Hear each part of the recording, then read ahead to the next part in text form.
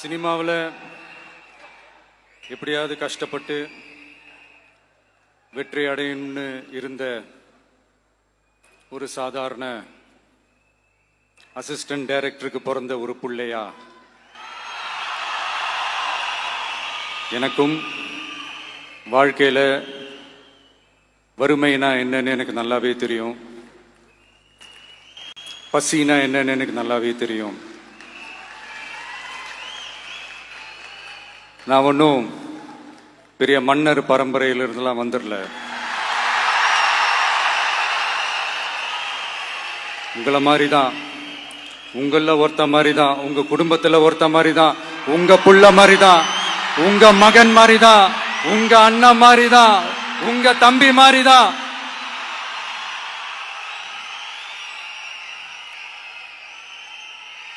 அப்படிதான் நான் உணர்றேன். நீங்களும் என்ன அப்படி நினைச்சதுனால தான் சினிமாவில் எனக்கு ஒரு மிகப்பெரிய ஒரு இடத்த ஒன்று கொடுத்தீங்க. அதையெல்லாம் விட்டுட்டு உங்களுக்காக நன்றி கடன் செலுத்துறதுக்காக அரசியலுக்கு வந்த உங்க விஜய, இந்த விஜய, நீ வா விஜய், நாங்களா இருக்கோம், பாத்துக்கிறோம்.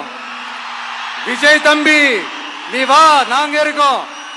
விஜய் தம்பி நீ வா, நாங்க இருக்கோம். அண்ணா நீ வாடா, நாங்களா இருக்கோம். நண்பா நீ வா நண்பா, நாங்களா இருக்கோம் சொல்லி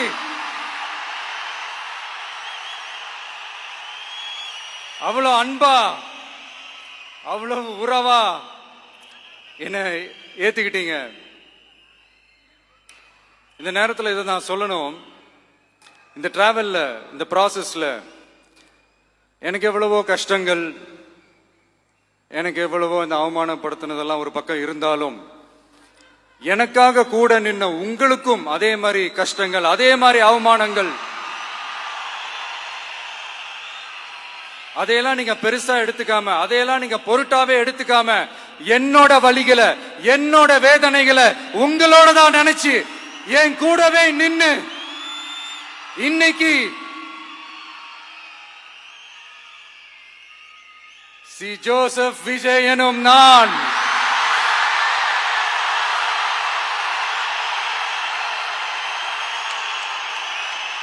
அத உண்மையாக்கி இருக்கிறீங்க.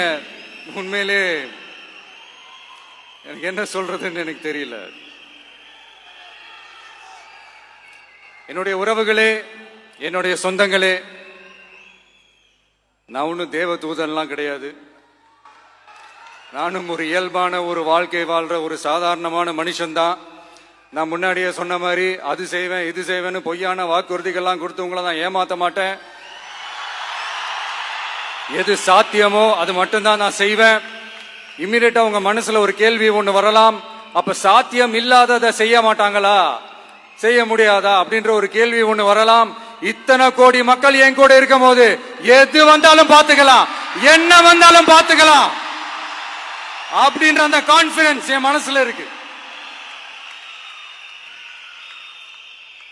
இன்னொரு விஷயமும் நான் இங்க சொல்லணும். இன்னைக்கு நம்ம தமிழ்நாடு கவர்மெண்ட் இருக்கிற அந்த நிலைமையை பத்தி நான் உங்ககிட்ட நான் சொல்லணும். கிட்டத்தட்ட 10 லட்சம் கோடிக்கு மேல கடன் வாங்கி வச்சுட்டு போயிருக்கிற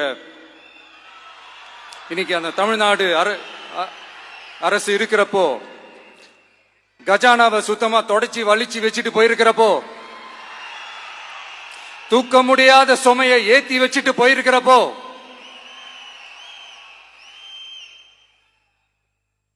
அப்படிப்பட்ட ஒரு நிலைமையில தான் இந்த பொறுப்பை நம்ம கையில் எடுத்திருக்கிறோம். உடனே நீங்க நினைக்கலாம், என்னடா இவர் ஏதோ பொறி வச்சு பேசுறாரா அப்படின்ட்டு. அப்படிலாம் எதுவுமே கிடையாது.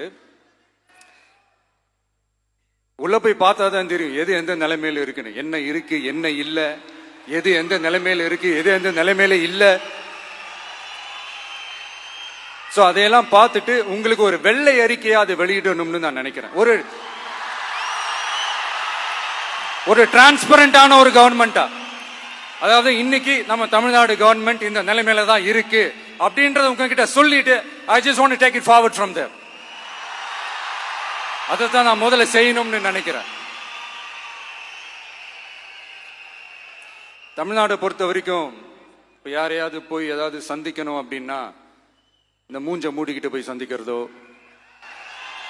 என்ன இந்த மறைமுகமா உங்களுக்கு தெரியாம போய் சந்திக்கிறதோ அப்படிலாம் நான் செய்ய மாட்டேன்.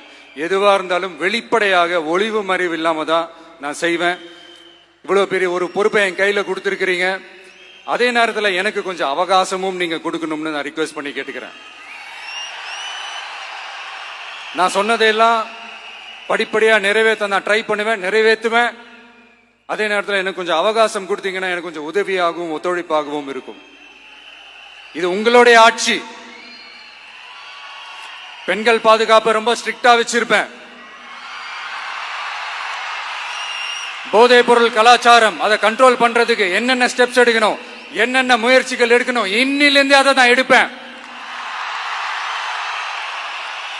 நம்ம பசங்களை அதுல இருந்து காப்பாற்ற வேண்டியது நம்ம அரசனுடைய பொறுப்பு.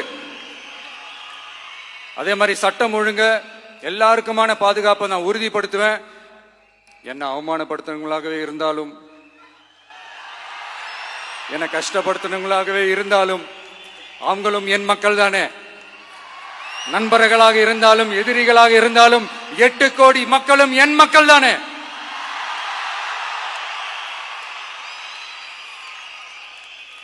அது மாதிரி இந்த அடிப்படை விஷயங்கள், கல்வி, ரேஷன், மருத்துவம், குடிநீர், சாலை வசதி, பஸ் வசதி, இந்த மாதிரி விஷயங்கள்ல தான் என்னுடைய முழு முதல் கவனம் செலுத்தணும்னு எனக்கு தோணுது. நான் முன்னாடியே சொன்ன மாதிரி மக்கள் பணத்துல இருந்து ஒரு பைசா கூட நான் தொட மாட்டேன். எனக்கு அது அவசியமும் இல்லை. அது உங்களுக்கு நல்லாவே தெரியும். இந்த விஜய் தப்பு பண்ண மாட்டான், தப்பு பண்ணவும் விட மாட்டான். அது யாராக இருந்தாலும் சரி, என்னோட கவர்மெண்ட்ல என் கூடவே இருக்கிறவங்களாகவும் சரி, விட மாட்டான்.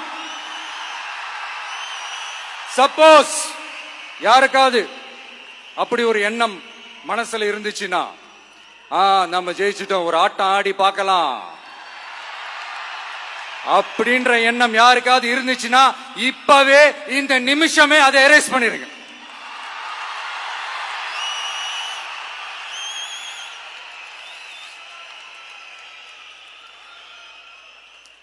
இங்க ஒரே சென்டர் தான், என் தலைமையில் உண்டான சென்டர். இந்த பக்கம் ஒரு சென்டர், இந்த பக்கம் ஒரு பவர் சென்டர், அங்க ஒரு பவர் சென்டர், அதெல்லாம் கிடையவே கிடையாது. இப்பவே சொல்லிடுறேன். பெண்கள், இளைஞர்கள், விவசாயிகள், அரசு ஊழியர்கள், ஆசிரியர்கள், உழைக்கிற மக்கள், மீனவர்கள் எல்லாருமே நம்ம டிவிக்கு அரசுல நல்லா இருப்போம், நல்லா இருப்போம், நல்லா இருப்போம். பிறப்புக்கும் எல்லா உயிர்க்கும் அப்படின்றத நம்ம சமரசம் இல்லாத அடிப்படை கோட்பாடு. சிறுபான்மை சகோதரர்களே, உங்களுக்காக நம்ம டிவிக்கு அரசு கூடவே நிற்கும். உங்களுக்கு அதுல எந்த விதமான சந்தேகமும் வேணாம்.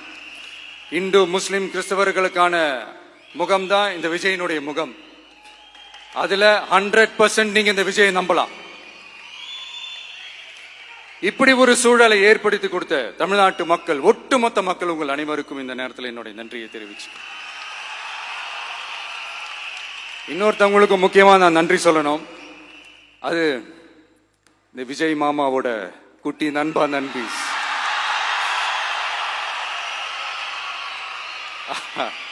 அவங்களாலதான் இது நடந்திருக்கு.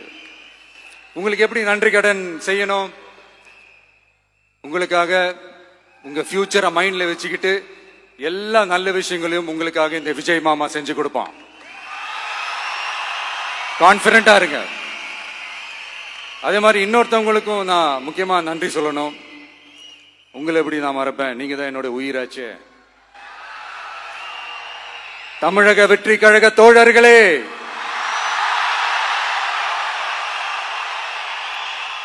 உண்மையில சொல்லனா நீங்க இல்லைன்னா எதுவுமே இல்லை. என்னோட கழக தோழர்களுக்கும், கழக நிர்வாகிகளுக்கும், வாக்கு சாவடி முகவர்களுக்கும், மை டியர் வர்ச்சுவல் வாரியர்ஸ், உங்கள் அனைவருக்கும் கோடான கோடி நன்றிகள். வாங்க எல்லாருமா சேர்ந்து ஒரு ஃப்ரெஷ் கவர்னன்ஸ், ஒரு நியூ கவர்னன்ஸ் ஒன்று கொடுப்போம். This is a new beginning. Chennai Silks